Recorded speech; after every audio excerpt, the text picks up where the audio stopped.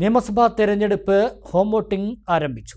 Polling ബൂത്തുകളിൽ നേരിട്ട് ചെന്ന് വോട്ട് ചെയ്യാൻ സാധിക്കാത്ത വ്യക്തികൾക്കാണ് ഹോം വോട്ടിംഗ് സൗകര്യം ഒരുക്കിയിരിക്കുന്നത്. നിയമസഭാ തെരഞ്ഞെടുപ്പിനോടനുബന്ധിച്ച് 85 വയസ്സിന് മുകളിൽ പ്രായമുള്ളവർ, PWD വിഭാഗക്കാരായ ഭിന്നശേഷിക്കാർ, കിടപ്പ് രോഗികൾ എന്നിവർക്കുള്ള ഹോം വോട്ടിംഗ് ആണ് ചൊവ്വാഴ്ച ആരംഭിച്ചത്. പാലക്കാട് ജില്ലയിൽ 14,579 വോട്ടർമാരാണ് ഹോം വോട്ടിംഗിന് അപേക്ഷിച്ചിട്ടുള്ളത്.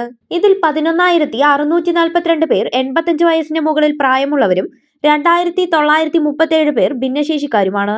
ജില്ലയിൽ 12 മണ്ഡലങ്ങളിലായി വോട്ട് രേഖപ്പെടുത്തുന്നതിനായി 219 ഉദ്യോഗസ്ഥ സംഘങ്ങളെയും സജ്ജമാക്കിയിട്ടുണ്ട്.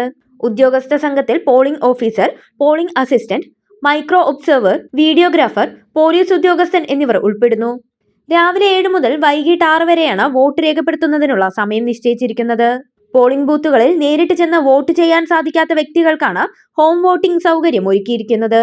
വോട്ടറുടെ സ്വകാര്യതയും വോട്ടിന്റെ രഹസ്യ സ്വഭാവവും ഉറപ്പുവരുത്തിയാണ് വോട്ട് രേഖപ്പെടുത്തുന്നതിന് സൗകര്യമൊരുക്കുക.